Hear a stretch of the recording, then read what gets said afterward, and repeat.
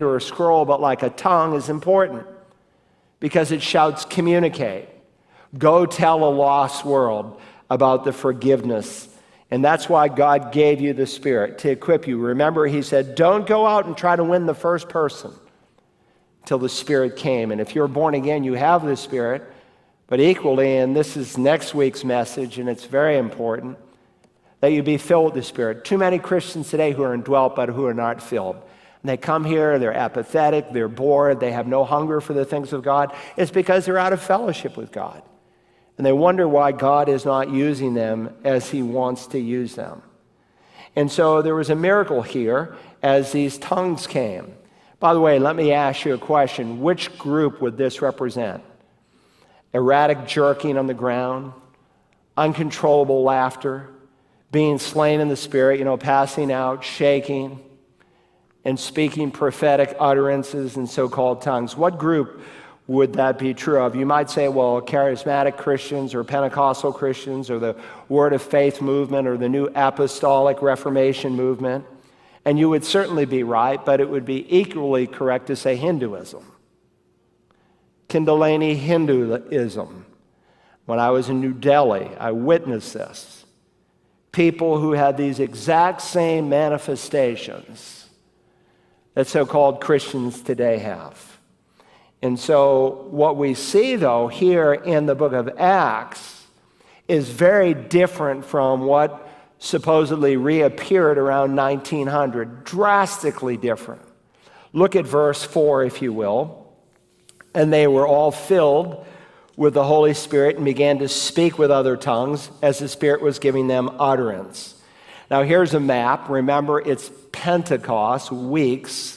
The 50th day, a Jew would be required to come. Some actually stayed from Pentecost all the way until the 50th day, because some came great distances. And here are the 15 nations that are represented. And of course, there's this incredible noise. People come from all over the city.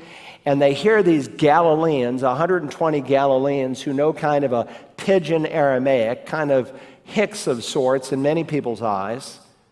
And they speak glossolalia, a real language, and not only a language, they speak a dialectos, a dialect within a language. Here's the languages that were spoken: Parthian, Median, Elam, Mesopotamian, Cappadocian, Pontus, Asian, Phrygian, Greek, Pamphylian, Egyptian, Libyan, Latin, Cretan, Arabic. They're listed there in Acts 1, beginning in verse 9. 15 different languages, and so it would be like for me as, say, an English person.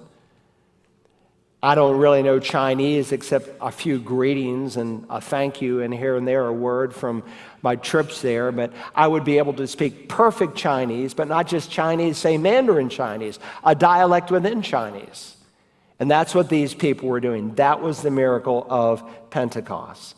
Now, there are Christians today who think we ought to try to repeat Pentecost. But to repeat Pentecost, you would have to have the noise. You would have to have the literal tongues of fire. And you can't repeat it. You can no more repeat Pentecost than you can repeat Bethlehem or Calvary. It's a historical event that took place, but you can enjoy it. Bethlehem was indeed God with us. Calvary was God for us. Pentecost is God in us. God the Spirit indwelling in us.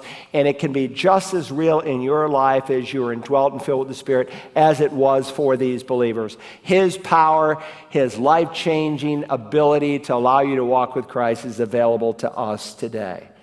And so, listen.